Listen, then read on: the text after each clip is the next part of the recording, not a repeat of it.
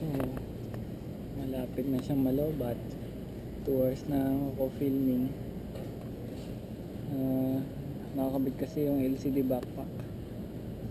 Ubus pala siya pag 2 hours o 1 hour. Not sure. But here's the section na paborito ko. Pwede ka magbasa mo po.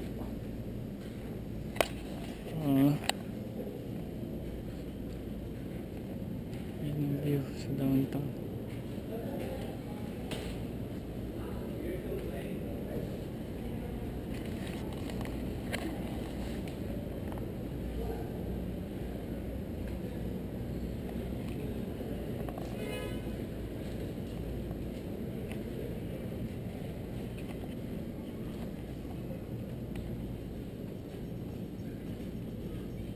Mga reference books dito sa section na to.